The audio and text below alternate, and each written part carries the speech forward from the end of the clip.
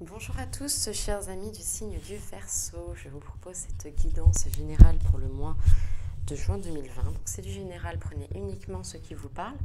Pour pouvoir approfondir, je vous invite à aller voir la vidéo de votre signe ascendant ainsi que celle de votre signe lunaire. Je vais commencer cette guidance par une carte du tarot des anges qui va nous donner un message global, un message général pour votre guidance pour juin 2020, mes chers Verseaux. Alors, un message pour les Verseaux, s'il vous plaît, pour juin 2020.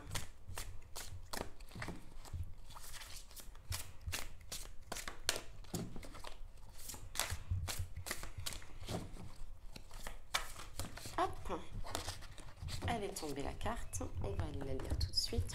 Il s'agit du roi d'eau. Je vous la montre bien à la caméra. Alors, on nous parle de digne de confiance, compatissant, respecté, cultivé. Le message nous dit « Ouvrez votre cœur et votre esprit à ceux qui vous entourent. Des conseils bien sentis et dignes de confiance vous sont prodigués. Travail caritatif. » On dit bien de tendre l'oreille. Les conseils n'arrivent pas là par hasard, bien sûr. Je vais continuer par un tirage du tarot psychique qui va nous donner quelques éléments de détail pour votre mois de juin 2020, mes chers Verseaux. Alors, pour les Verseaux, s'il vous plaît, pour juin 2020, des détails, s'il vous plaît, ce qui va se passer pour les Verseaux.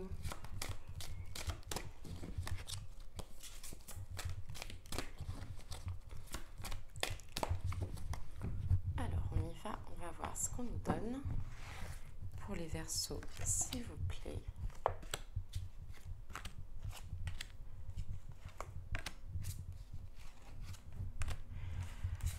Alors, on va voir ça ensemble.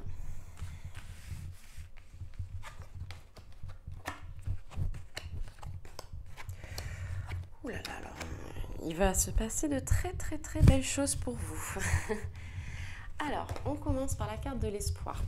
Je pense que vous avez peut-être vécu une petite situation assez difficile dernièrement, qui vous a causé de la peine peut-être, qui vous a affaibli. Dans tous les cas, elle n'était pas là pour rien parce que vous avez compris la leçon. Ce qui arrive pour vous, c'est de la lumière, des réjouissances, de belles choses arrivent pour vous. Et cette compréhension va illuminer autant votre personne que ce que vous dégagez pour les autres et aux autres. On va avoir la carte mouvement, choix, décision. Donc là, il va se passer quelque chose dans votre vie, c'est-à-dire que vous allez avoir l'opportunité d'aller dans une direction, de faire un choix, voilà, plusieurs choix vont se mettre devant vous. Là, on vous parle qu'il va falloir utiliser votre intuition pour pouvoir prendre la bonne décision. Il y a cette phrase qui dit « Tous les chemins mènent à Rome ». Qu'importe le chemin pris, on arrivera toujours à Rome. C'est ça notre destinée. On a aussi notre libre arbitre qui fait que,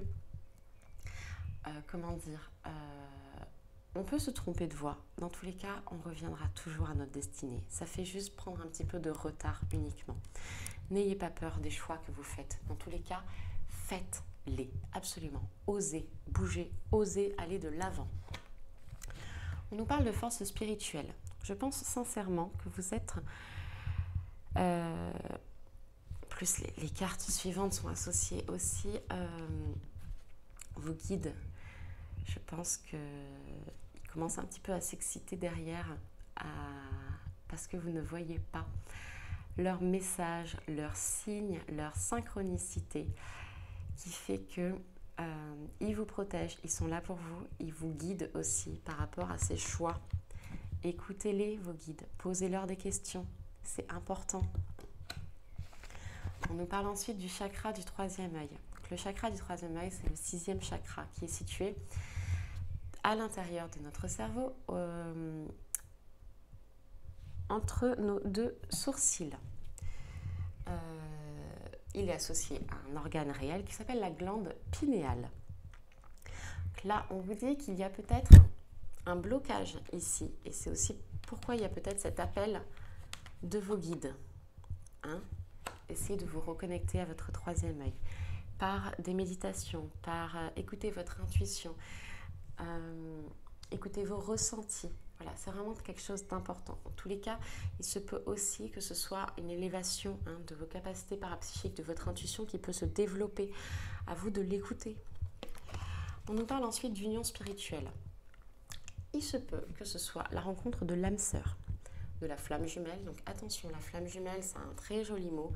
Par contre, c'est des relations extrêmement difficiles, très compliquées.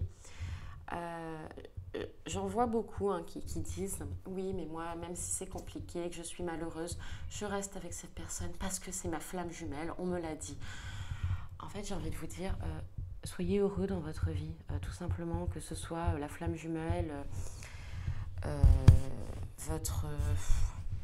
j'en sais rien, votre...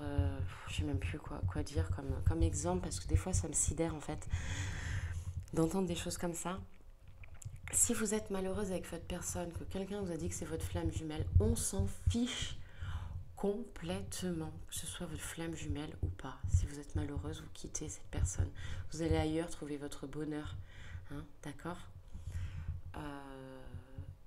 C'est vraiment, c'est des choses qui me... C'est mon opinion, bien sûr. Après, chacun fait ce qu'il veut de sa vie, mais parce que quelqu'un a dit que c'était votre flamme jumelle, du coup, vous préférez être malheureux dans votre vie. Enfin, c'est des choses que je ne comprends pas. Et je pense que j'arriverai jamais à comprendre, en fait. Il faut absolument prendre des choix dans la vie parce que ça peut nous rendre heureux, parce qu'on peut évoluer, parce qu'on peut avancer, parce qu'on peut en apprendre. C'est ça qui est important dans la vie.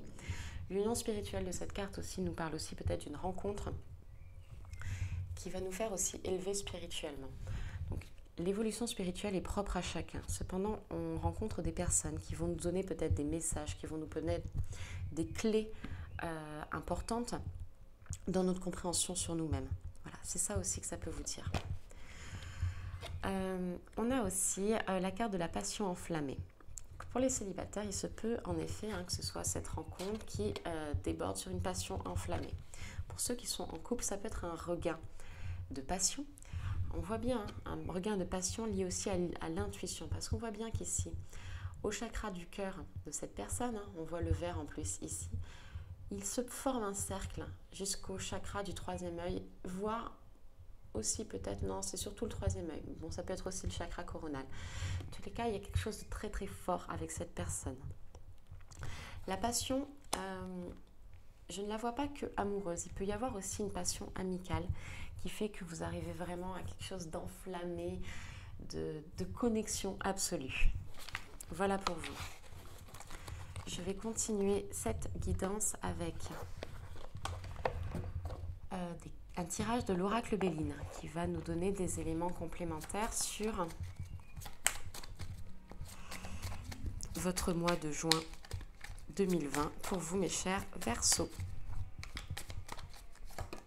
Hop, une carte est tombée. La carte du départ.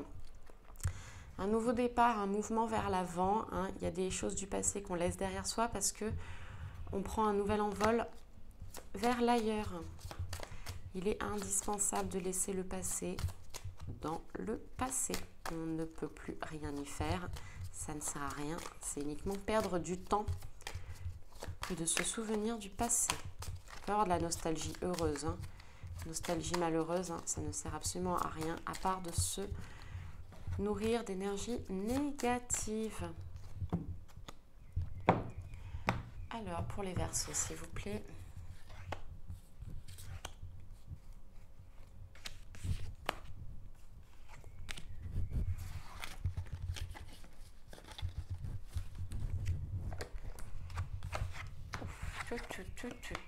Donc, on nous parle d'abord de la carte la plus forte, la carte de la destinée. Vous êtes vraiment là où vous devez être. Je pense aussi qu'il va se passer un élément peut-être déclencheur dans ce mois de juin 2020 pour vous, qui va aussi vous rappeler à votre destinée. Peut-être c'est aussi lié à la carte qu'on a vue précédemment du mouvement choix-décision, qui va faire que vous allez vous rapprocher de plus en plus de votre destinée, de ce pourquoi vous êtes venu sur Terre. On a la carte de la trahison ensuite. Donc, je pense qu'il y a autour de vous une personne qui ne vous veut pas forcément de bien, qui essaye peut-être de vous, de vous donner de mauvaises énergies. Il faut faire attention. Il faut essayer d'identifier cette personne pour pouvoir la fuir. Voilà, une personne nocive, toxique. On nous parle de la carte de l'héritage. La carte de l'héritage est un petit peu liée, on va dire, à des nouveaux projets, à des réussites aussi de mouvements. Je pense que c'est peut-être lié aussi aux professionnels qu'on a pu voir dans la première carte du tarot des anges.